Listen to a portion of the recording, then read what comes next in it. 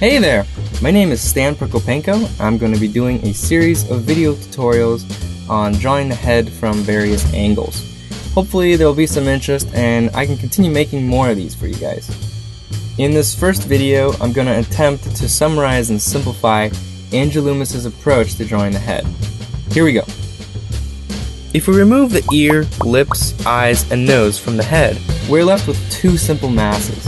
The first is a ball for the cranium, and the second is a boxy shape for the jaw. The cranium is spherical, but with the sides flattened, so chopping off a slice from both sides of that ball gets us a simplified but close representation of the cranial mass. When drawing the head, I'll start with the circle for the ball. And after a few failed attempts, rip out your hair, take a deep breath, and try again.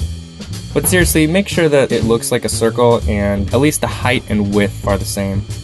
The oval is a bit more tricky. The height will always be the same no matter what angle you're drawing the head from. It's 2/3 the height of the circle.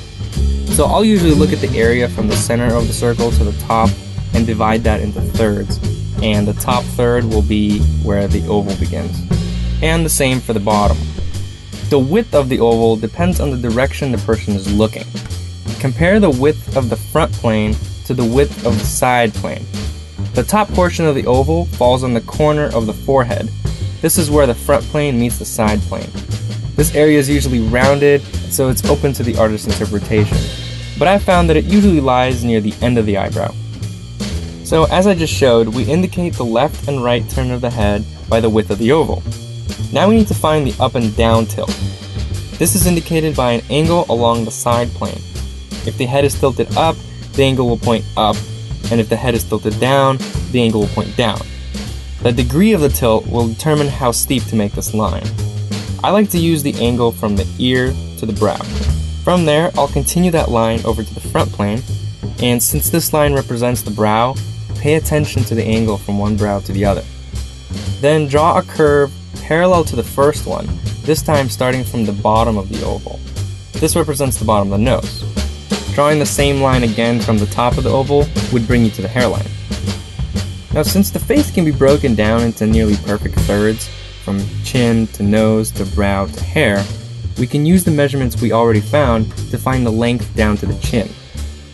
Observe the general shape of the jaw and draw on the major angles, starting from the brow, coming down to the chin, and going around to the side plane of the head. It's usually about halfway into the oval, or a little bit further back. We've already found the side plane of the cranium. Now we need to do the same thing with the cheek and jaw area. There's a rhythm that starts at the top of the ear and curves down to the outside of the chin. Then find the center line of the face. Remember, this is the center of the front plane, not the center of the whole head width. And finish with the neck. Now that we have the foundation of the head established, we can finish it by putting in all the features: eyes, nose, lips, ear, hair, jaw, cheeks, chin. Don't worry, I'll explain this step in more detail in another video. Each feature deserves its own tutorial. This approach is really good to establish the perspective of the head. A good exercise is to try to think about the head as a simple, elongated box.